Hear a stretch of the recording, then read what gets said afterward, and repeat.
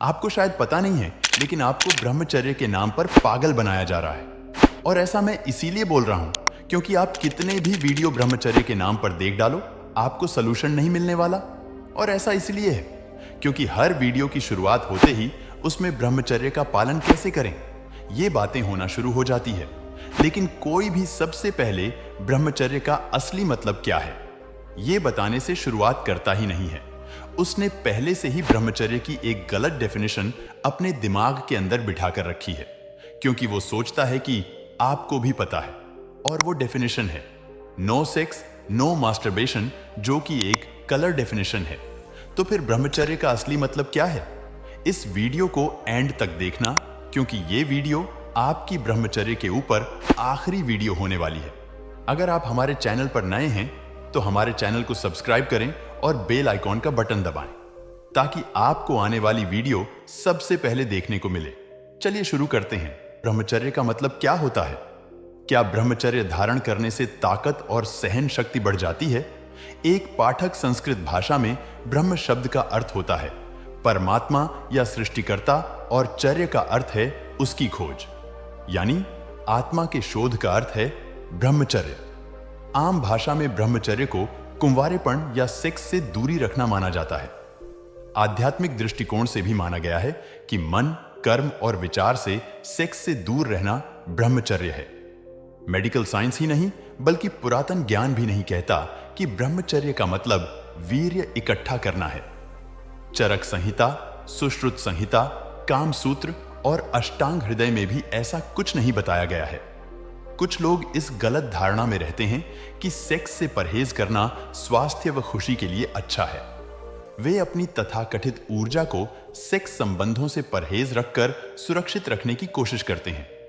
उन्हें लगता है कि सेक्स से दूर रहकर जिंदगी लंबी होती है, बदन हृष्ट-पुष्ट होता है और मानसिक और आध्यात्मिक विकास होता है। यह हकीकत नहीं है। वीर्य एक रस है जो 24 घंटे बनता रहता है। अगर कोई उसे रोकना चाहे तो भी नहीं रोक सकता। वीर्य को अनिश्चित समय के लिए रोक कर रखना मुमकिन नहीं है, चाहे कोई कितना भी संयम करे या योगी और सन्यासी हो। जिस तरह से अनिश्चित काल के लिए मलमूत्र को रोकना नामुमकिन है, उसी तरह वीर्य को भी रोक कर रखना असंभव है। वीर्य बनने की यह प्रक्रिया दिन रात चलती रहती है। मिसाल के तौर पर पानी से भरे गिलास में अगर और पानी भरने की कोशिश करेंगे तो वह छलक जाएगा। उसी तरह अगर कोई आदमी मैथुन या हस्त मैथुन नहीं करता तो उसका वीर्य स्वप्न मैथुन या निद्रा मैथुन के जरिए बाहर आ ही जाएगा। हमने अनेकों बार वीर्य को रोकने की कोशिश की, पर क्या आज तक हम में से किसी ने भी हमेशा के लिए वीर्य को रोके रखा? नहीं ना, और वो कभी भी नहीं रुकेगा। अगर आप वीर्य को हमेशा के लिए रोक लेते हैं तो आप नपुंसक कहलाओगे, क्योंकि आपके अंदर से वीर्य नहीं निकलता, जिस वजह से हम कभी पिता नहीं बन पाएंगे। तो आप ही बताइए कि ऐसे व्यक्ति को क्या कहा जाएगा समाज में? मैं इस पर और गहराई से बात नहीं करना चाहता, पर एक बात साफ कर देता हूं कि हम कभी भी वीर्य को बहने से नहीं रोक पाएंगे। इसके बजाय हम कुछ समय तक वीर्य को रोक सकते हैं, जैसे 10 दिन, 1 महीना, 2 महीना, और इससे भी कहीं अधिक। यह हम पर निर्भर करता है कि हम अपने मन और मस्तिष्क को कितने समय तक रोके रखते हैं। ब्रह्मचर्य के नुकसान: शरीर खोखला हो जाता है। ब्रह्मचर्य नाश से मनुष्य नाना प्रकार की बीमारियों का शिकार हो जाता है।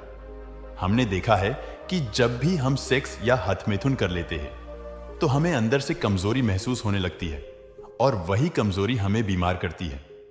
थोड़ा सा भी परिश्रम अथवा कष्ट सहन नहीं होता। शीत, उष्ण आदि का प्रभाव शरीर पर बहुत जल्दी होता है।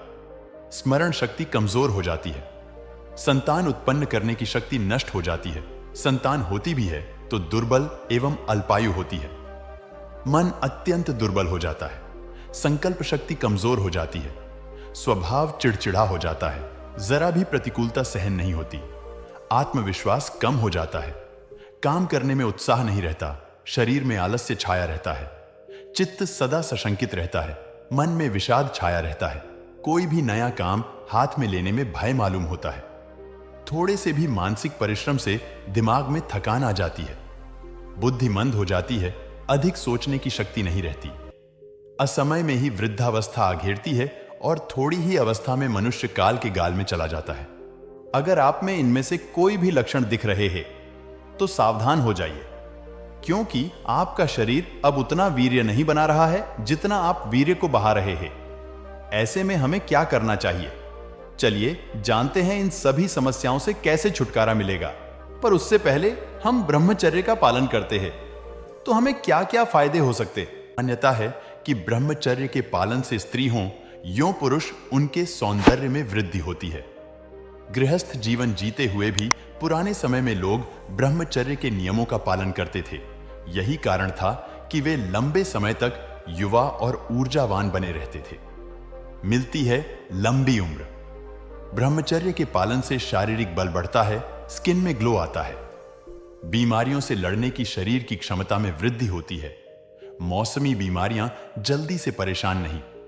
साथ ही ब्रह्मचर्य का पालन करने वाले लोग लंबी आयु जीते हैं, ऐसी मान्यता है।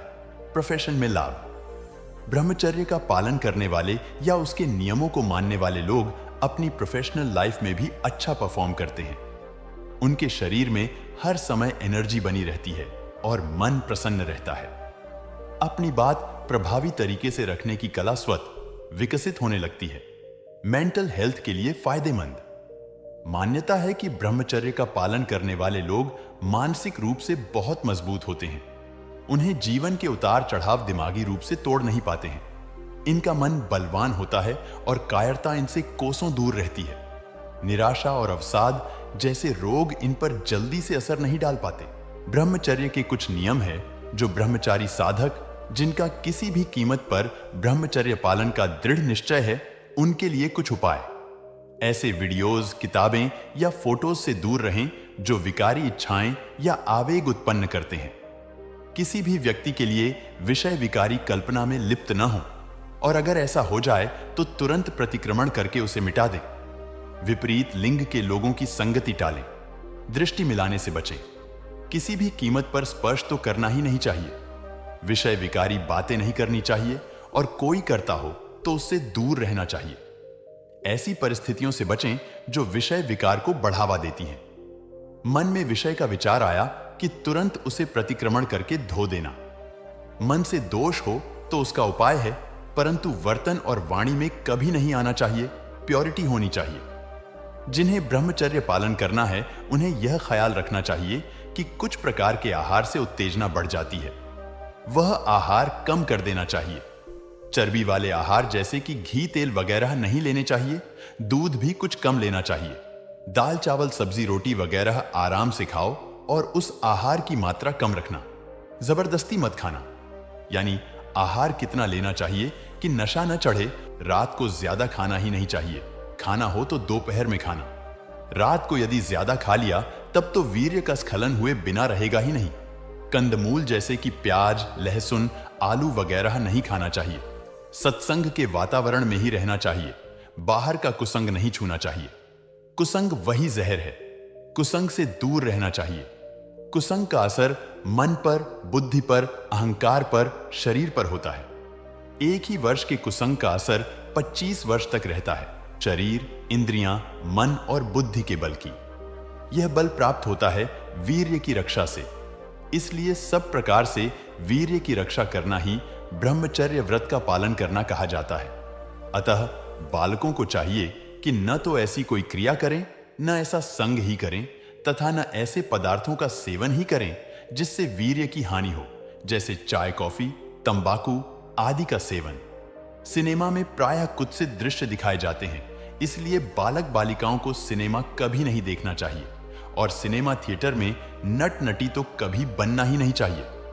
इस विषय के साहित्य, उपन्यास, पत्रिकाएं आदि, विज्ञापन और चित्रों को भी नहीं देखना पड़ना चाहिए। इसके प्रभाव से स्वास्थ्य और चरित्र की बड़ी भारी हानि होती है और दर्शकों पाठकों का घोर पतन है सकता है। लड़के लड़कियों का परस्पर का संसर्ग, समीपता भी ब्रह्मचर्य में बहुत घातक है। अतः इस प्रकार के संसर्ग का भी त्याग करना चाहिए, तथा लड़के भी दूसरे लड़के तथा अध्यापकों के साथ गंदी चेष्टा, संकेत, हंसी मजाक और बातचीत करके अपना पतन कर लेते हैं। इससे भी लड़कों को बहुत ही सावधान रहना चाहिए। लड़के लड़कियों को न तो परस्पर किसी को काम दृष्टि से देखना चाहिए, न कभी अश्लील बातचीत ही करनी चाहिए और न हंसी मजाक ही करना चाहिए, क्योंकि इससे मनोविकार उत्पन्न होता है। कोई भी व्यक्ति ब्रह्मचर्य का पालन कर सकता है और इसका लाभ उठा सकता है।